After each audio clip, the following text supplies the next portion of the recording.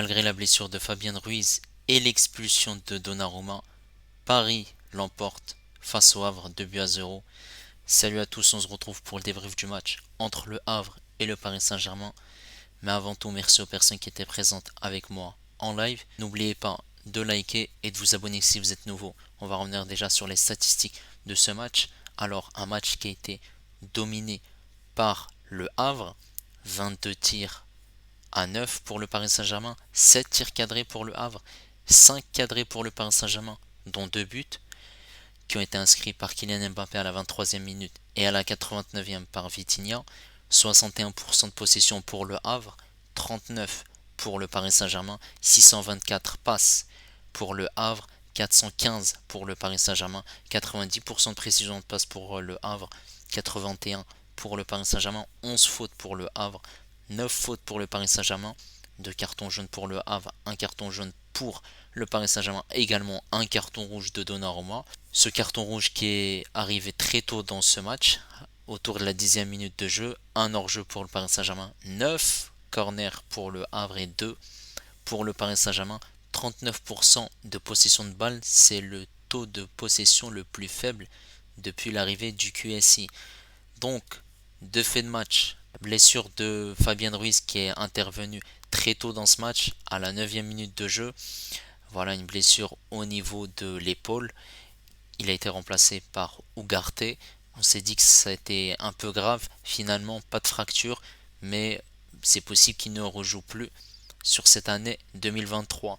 Sur une relance du gardien Havrais, il y avait un manque de communication entre Danilo et Donnarumma, mais visiblement Donnarumma a dit à Danilo de laisser ce ballon, qu'il allait intervenir, sauf que le temps qu'il intervienne, et il a mis énormément de temps, il a été lent dans, dans sa, dans sa lecture du ballon et dans sa lecture de jeu et même dans son intervention, puisqu'il a directement touché le joueur, il n'a pas du tout touché le ballon.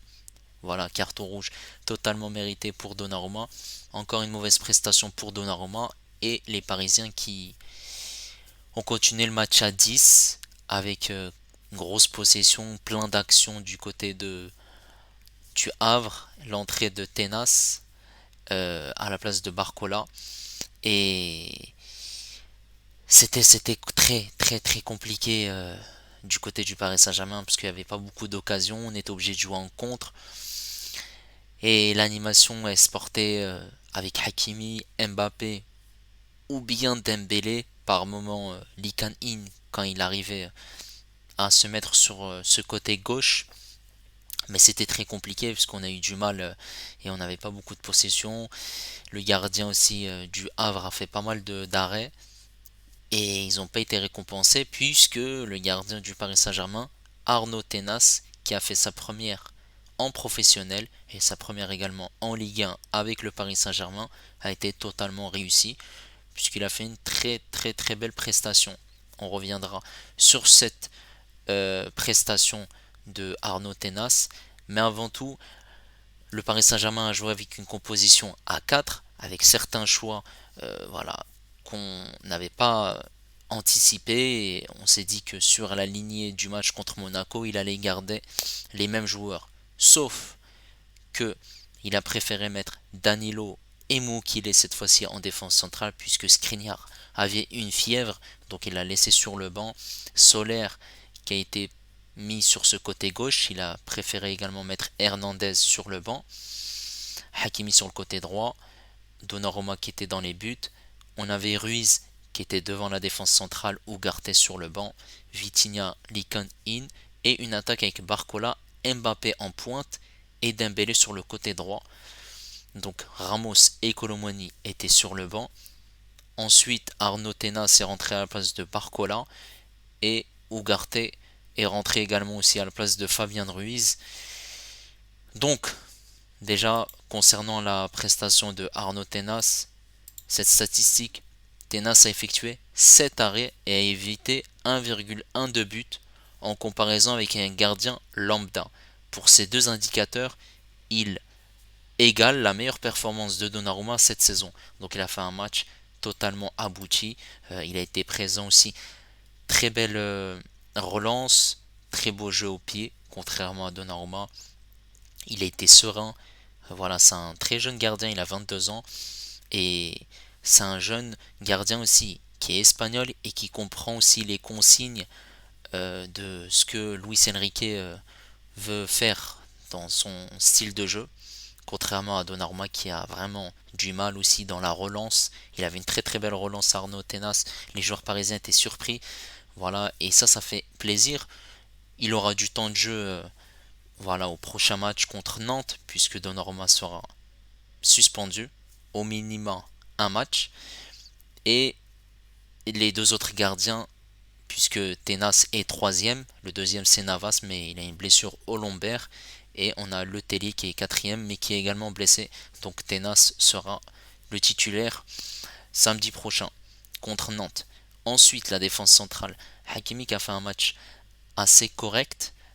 Défensivement, il n'y avait rien à dire, même s'il y avait un moment donné, il a fait une faute non sifflée par l'arbitre, mais il faudra faire très attention pour éviter l'excès d'engagement. Offensivement, c'était bien, c'était correct, mais il manquait quelque chose dans le dernier geste. C'était juste ça, sinon on voyait toujours une très bonne connexion entre lui et Ousmane Dembélé, malgré qu'ils n'ont pas pu avoir beaucoup de passes et d'échanges entre les deux, puisqu'on n'avait pas beaucoup de possession.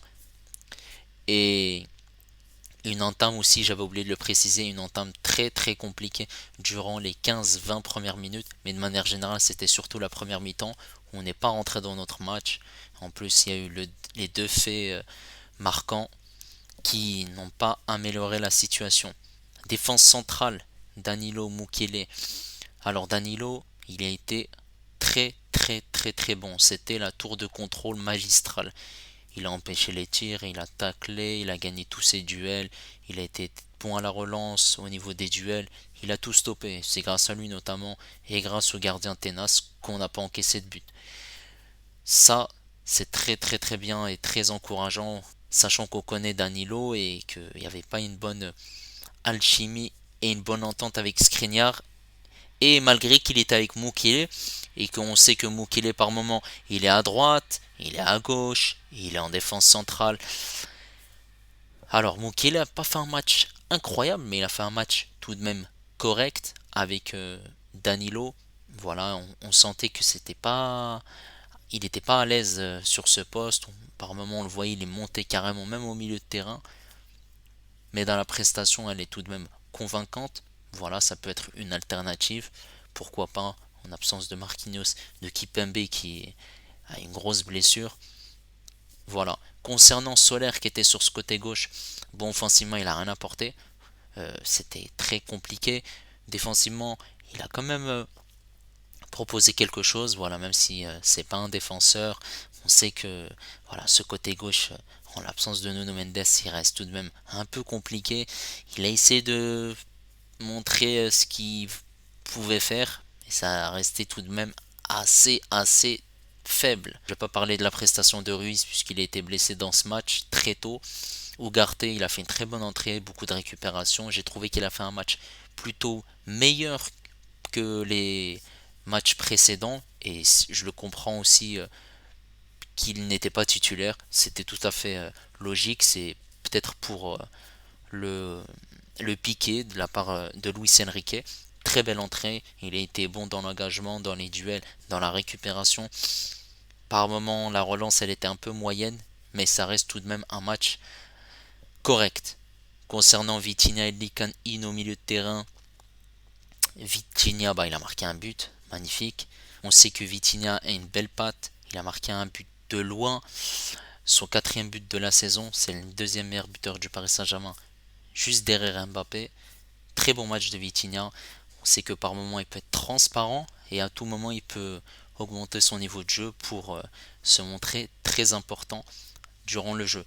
Lee Kan-il a fait un match plutôt correct, même si par moment voilà c'était un peu compliqué pour lui parce qu'il n'y avait pas beaucoup d'espace, sachant que le Havre ils ont joué à 5, on n'avait pas beaucoup le ballon, mais il a proposé pas mal de choses.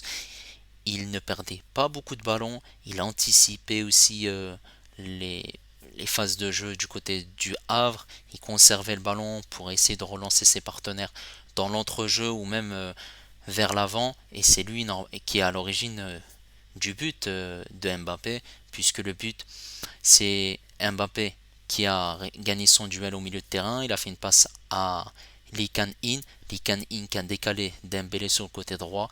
Dembélé qui a fait une passe décisive à Mbappé aux abords de la surface de réparation. Il a temporisé, il a tiré, poteau rentrant et ça fait but. Donc, match satisfaisant. Concernant Dembélé, alors Dembélé, que dire de ce joueur qui commence à monter en régime et c'est sa cinquième passe décisive en Ligue 1. C'est le meilleur passeur décisif du Paris Saint-Germain en Ligue 1 et c'est aussi le meilleur passeur décisif de la Ligue 1 tout simplement. Cinquième passe décisive.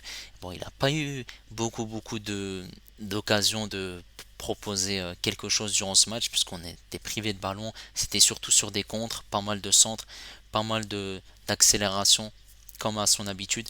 Il y avait certains duels qui n'ont pas été gagnés de la part de Ousmane Dembélé. Ça reste tout de même un jeu convaincant de la part de Ousmane Dembélé malgré qu'on n'a pas eu le ballon durant ce match. Voilà. Alors Kylian Mbappé, il a marqué son 15e but de la Ligue 1. C'est le meilleur buteur du Paris Saint-Germain. C'est aussi le meilleur buteur de la Ligue 1. Il a le double du deuxième buteur de Ligue 1.